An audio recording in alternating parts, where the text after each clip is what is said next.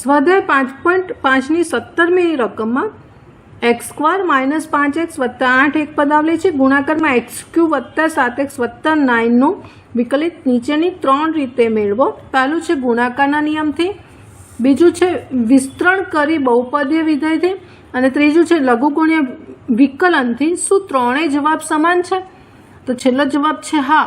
કોઈ પણ રીતે તમે કરશો એ વિધેયનું વિકલન તો જવાબ સરખા જ આવશે. તો આપણે ત્રણેય રીતે જોઈ લઈએ. તો પહેલી જે રીત છે એમાં ગુણાકારના નિયમથી કીધું છે. આપણે y બરાબર આ લઈ લઈશું. હવે ગુણાકારના નિયમથી કીધું છે સીધું dy/dx શોધવાનું છે, એનું વિકલન શોધવાનું છે, વિકલિત શોધવાનું છે. તો ગુણાકારના નિયમ પ્રમાણે આ પહેલું વિધેય છે, આ બીજું વિધેય છે. તો ગુણાકારના નિયમ પ્રમાણે પહેલું વિધેય એનું એ મૂકીશું, એટલે x² - 5x + 8 ને એમને મૂકીશું. અને ગુણાકારમાં બીજા વિધેયનું વિકલન કરીશું, એટલે 3x³ નું થશે 3x² અને 7xનું થશે 7. 9નું 0 થઈ જશે, વચ્ચે વત્તાની નિશાની આવશે. હવે બીજું વિધેય એનું એ x³ + 7x + 9 એમના એ, અને પહેલાંનું વિકલન કરીશું, એટલે પહેલાંનું વિકલન x² નું થશે 2x અને -5xનું થશે -5, 8નું થશે 0. હવે આને આ ગુણાકાર કરી કાઢવાનો છે, એ આપણો જવાબ આવશે. એ જોઈ લઈએ કે ગુણાકાર કરીને જે જવાબ આવશે એ ત્રણેયમાં એક સરખો આવશે. એટલે અહીંયા આપણે ગુણાકાર કરીશું. પહેલાં x² ને આ બંને સાથે ગુણ્યા 3x ની 4 આવશે + 7x² આવશે. પછી -5x ને ગુણીશું તો -15x³ આવશે અને -5 × 7 એટલે 35x આવશે. પછી 8 ને ગુણશું તો 8 × 24x² આવશે અને +8 × 7 એટલે 56 આવશે. એવી રીતે આને ગુણીશું. પહેલાં 2x સાથે એટલે 2 અને x ની 4 આવશે, -5x³ આવશે. પછી 7x ને ગુણીશું તો 7 દુ 14x -35x. હવે 9 ને બંને સાથે ગુણીશું તો 9 દુ 18x અને -9 × 5 45 આવશે. હવે એનું સાદરૂપ આપીશું એટલે આપણને આન્સર આવશે. ફાઇનલ આન્સર આવશે આ 4 વાળું લઈએ તો 3 ને 2 5, x ની 4 આવશે. હવે 3 વાળું લઈ લઈએ તો 3 આ -15 -5 એટલે -20x³ આવશે. હવે સ્ક્વેર વાળું લઈ લઈએ તો 7x² છે, 24x² છે, 7x² + 24x² છે, એટલે 24 અને 7 31 છે. અને બીજા આપણી પાસે જે છે સ્ક્વેરમાં 14x² છે, આ સ્ક્વેર હતો 14x² છે. આ બધાને ભેગા કરીશું તો 45 થશે, 45x². પછી x વાળા જોઈએ તો આ 70x છે અને 70માંથી 18 કાઢવાના છે એટલે 52 મળશે, પણ માઇનસ મળશે, -52x. અને 56માંથી 45 જશે એટલે +11 મળશે. એટલે આપણો જવાબ આવશે 5x ની 4 -20x³ + 45x² -52x + 11 થશે. એટલે આ રીતે ગુણાકારની રીતે થશે.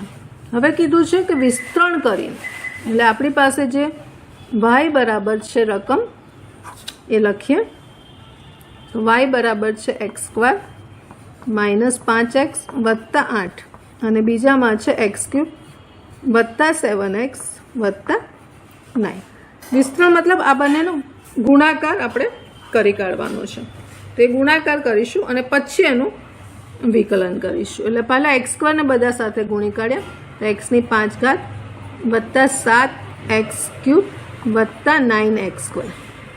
હવે -5 ને ગુણીએ 5x ને તો -5x ની 4 -35x² અને 9 × 5 45 -45x. હવે 8 ને ગુણી કાઢીએ તો +8x³ પછી 8 × 7 = 56x અને +8 × 9 = 72 આવશે. હવે એનું સાદરૂપ આપી દઈએ તો અહીંયા આપણી પાસે છે x ની 5 પછી 4 વાળું લઈ લઈએ તો -5x ની 4 આવશે. 3 વાળું લઈ લઈએ 7 અને 8 એ 3 છે એટલે 15 થશે. એટલે અહીંયા આવશે 15 એક્સ ક્યુબ આવશે. સ્ક્વેરવાળા લઈ લઈએ તો 9 ને 8 9 છે અને 35 છે 2 છે તો 26 વધશે. 35 અને એમાંથી 9 જશે એટલે 26 માઇનસ 26 એક્સ સ્ક્વેર વધશે. અને એક્સવાળા જોઈ લઈએ તો 56x માઇનસ 45 છે. 56x માઇનસ 45 છે 45x છે તો એ આપણી પાસે વધશે 11x એટલે 11x અને વત્તા 72 આ છે 72. આ આપણું y બરાબર આવે માટે ડીવાય બાય ડીએક્સ કરીશું. હવે વિકલન કરીએ તો આ 5 આગળ 5 ઘાત 5x ની 4 આવશે. 4 ઘાત આગળ એટલે 20x નો ક્યુબ આવશે. 3 ઘાત આગળ એટલે 15 તરી 45x સ્ક્વેર આવશે. એક એક ઘાત ઓછી થતી જશે. 26 × 52 એટલે -52x આવશે અને 11x નું 11 આવશે અને 72 નું 0 આવશે. એટલે અહીંયા પણ તમે જોશો આ જવાબ અને આ જવાબ સરખો આવી ગયો. હવે ત્રીજી રીતમાં કીધું છે કે લઘુગણકીય વિકલનથી શું ત્રણેયનો જવાબ સમાન? હા, એ તો આપણે હા પાડી. હવે લઘુગુણક કરવા માટે ફરીવાર રકમ લખીએ. y બરાબર આપણી જે રકમ છે એને લખીશું x² માઇનસ 5x વત્તા 8 અને x³ પ્લસ 7x પ્લસ 9. હવે લઘુગુણક કરવા માટે બંને બાજુ log લઈશું તો log y. અહીંયા સરવાળો થઈ જશે log x² minus 5x plus 8 અને વત્તા log x³ પ્લસ 7x વત્તા 9. આ રીતે લોગનો નિયમ આપણે અહીંયા લાગુ કર્યો. હવે આ નિયમ લાગુ કર્યો. હવે એનો વિકલન કરીશું તો અહીંયા 1/y ડીવાય બાય ડીએક્સ. હવે આનું લોગનું શું થશે? 1 log x. ધારો કે x છે તો 1/x થશે એટલે અહીંયા નીચે આપણે પહેલાં મૂકી દઈએ x² માઇનસ 5x વત્તા 8 અને આનું પછી કરવાનું એટલે 2x માઇનસ 5. સેમ વસ્તુ અહીં થશે. આનું 1/ થશે એટલે x³ પ્લસ 7x વત્તા 9. ઉપર થશે આનું વિકલન થશે 3x² વત્તા 7. હવે આગળ જઈએ. આપણે ડીવાય બાય ડીએક્સ શોધવાનો છે તો આ y ભાગાકારમાં છે ગુણાકારમાં મૂકાશે તો પહેલાં મૂકી દઈએ x² માઇનસ 5x વત્તા 8 x³ પ્લસ 7x વત્તા 9. આપણે y મૂકી દીધો. હવે અહીંયા શું થશે કે અહીંયા આપણી પાસે જે આનો ક્રોસ ગુણાકાર કરી અને લસા વધશે. મતલબ આ લસા છે આ ગુણાકાર જ છે બે એટલે એ ઉડી જશે. પણ આપણે આ ઉપરનું પહેલાં લખી કાઢીએ એટલે 2x માઇનસ 5 આ ગુણાકાર છે x³ વત્તા 7x વત્તા 9 અને વત્તા 3x² વત્તા 7 અને આ લખાશે x² માઇનસ 5x વત્તા 8 અને નીચે આવશે આ બેનો ગુણાકાર તો આ ગુણાકાર ઉડી જશે એટલે બાકી આપણી પાસે રહેશે આ જે છે 2x માઇનસ 5 ગુણ્યા x³ પ્લસ 7x વત્તા 9 અને વત્તા 3x² વત્તા 7 ગુણ્યા x² માઇનસ 5x વત્તા 7 આટલું વધશે 8 વત્તા 8 વધશે. તમે જોયું હશે કે આ ઉડી જશે લસા એટલે બાકીનું જે ક્રોસ ગુણાકાર છે એ જ વધશે. આની સાથેનો આ ગુણાકાર આની સાથેનો આ ગુણાકાર નીચે લસા છે આની સાથે ઉડી ગયો. અહીંયા પણ ઉડાડી દો તો પણ ચાલે. આખું સ્ટેપ તમે આ રીતે લખશું ને આ y છે એ આ ગુણાકાર જ થશે તો ઉડી પણ જશે. હવે આનું સાદુરૂપ તમે આપશો એટલે કે આનો ગુણાકાર કરશો તો આપણો જવાબ આ જ આવશે 5x ની 4 માઇનસ 20x³ વત્તા 45x² માઇનસ 52x પ્લસ 11. આ જવાબ આપણને મળશે.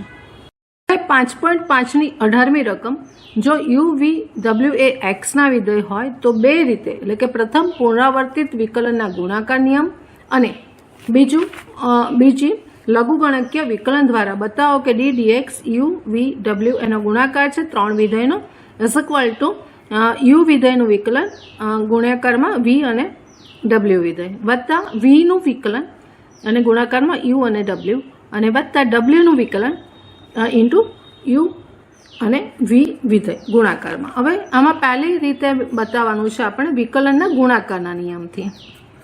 વિકલનના જે ગુણાકારનો નિયમ છે એનાથી આપણે એને આજે સાબિત કરવાનું છે, આ બતાવવાનું છે. આપણી પાસે 3 વિધેય આપેલા છે યુ, વી અને ડબલ્યુ. તો એનું વિકલન બતાવવાનું છે. એટલે ડી ડીએક્સ યુ વિધેય ઇન્ટુ વી વિધેય ઇન્ટુ ડબલ્યુ વિધેય. તો આમાં બીજું કશું જ નથી કરવાનું. પહેલાં યુનું વિકલન કર્યું એટલે આપણે એને એક્સને સાપેક્ષ એટલે ડીયુ બાય ડીએક્સ મૂકવાનું અને બાકીના 2 વિધેય જે છે એમ જ રાખવાના. પછી વીનું વિકલન કરવાનું એટલે ડીવી અપોન ડીએક્સ એક્સને સાપેક્ષ કરવાનું એટલે વી સિવાયના યુ અને ડબલ્યુ એમને રાખવાના. અને ત્રીજામાં ડબલ્યુ છે વિધેય એનું વિકલન એક્સને સાપેક્ષ કરવાનું તો ડબલ્યુ સિવાય યુ અને વી એમને રાખવાના. બસ આ ગુણાકારનો નિયમ છે. એ જે અહીંયા આપેલું છે એ જ વસ્તુ અહીંયા આપણને મળી ગઈ. હવે બીજામાં આપણને કીધું છે લઘુગણકીય વિધેય વિકલન દ્વારા વિધેય કરવાનું છે, વિકલન કરવાનું છે. બીજામાં લઘુગણકીય વિકલન દ્વારા. તો એમાં આપણે ધારવું પડશે કે ધારો કે આપણા જે 3 વિધેયો છે એને વાય તરીકે ગુણાકારમાં જે છે યુ ડોટ વી ડોટ ડબલ્યુ એને આપણે વાય ધારીશું. અહીંયા લઘુગણકીય વિધેય એટલે આપણે બંને બાજુ અહીંયા લોગ લેવું પડશે. એટલે લોગ વાય અહીંયા લોગના નિયમનો ઉપયોગ કરતા ગુણાકારમાં છે લોગ લેતા સરવાળો મળી જશે. લોગ યુ વત્તા લોગ વી અને વત્તા લોગ ડબલ્યુ. હવે ગુણ વિધેય સાથે સાથે વિકલન કરીએ તો લોગ વાયનું થશે 1/y અને ડીવાય બાય ડીએક્સ મળશે. લોગ યુનું થશે 1/u સાથે સાથે મળશે ડીયુ બાય ડીએક્સ. એવી રીતે લોગ વીનું થશે 1/v અને ડીવી બાય ડીએક્સ. અને એવી જ રીતે લોગ ડબલ્યુનું 1/w ડીડબલ્યુ અપોન ડીએક્સ થશે. હવે સાદુરૂપ આપી દઈએ તો વાય આપણો જે ભાગાકારમાં છે અહીં ગુણાકારમાં જતો રહેશે એટલે ડીવાય બાય ડીએક્સ આપણને મળશે. આ વાય છે એ આપણી પાસે યુ ડોટ વી ડોટ ડબલ્યુ છે મૂકી દઈએ. યુ વી અને ડબલ્યુ એ વાય અહીંયા મૂકી દઈએ. બાકીનું પાછું અંદર લખી નાખીએ કે 1/u d u by d x plus 1/v d v by d x અને પ્લસ 1/w ડીડબલ્યુ અપોન ડીએક્સ. હવે સાદું પાછું આપી દઈએ. આને આપણે અંદર લઈએ તો પહેલાં પદ સાથે લઈશું તો યુ ઉડી જશે, બાકી રહેશે વી અને ડબલ્યુ. એટલે આપણે લખીશું ડીયુ અપોન ડીએક્સ વી અને ડબલ્યુ પ્લસ અહીંયા ગુણીશું તો વી ઉડી જશે અને યુ અને ડબલ્યુ રહેશે અને આ પણ છે એટલે ડીવી અપોન ડીએક્સ આપણી પાસે અહીંયા વધશે યુ અને ડબલ્યુ. એવી જ રીતે અહીંયા પણ ડબલ્યુ ઉડી જશે, બાકી રહેશે D W upon DX, W સિવાય યુ અને વી થશે. તો આ જોશો તે સાબિત જે અહીંયા કરવાનું છે એ જ વસ્તુ આપણને અહીંયા મળશે.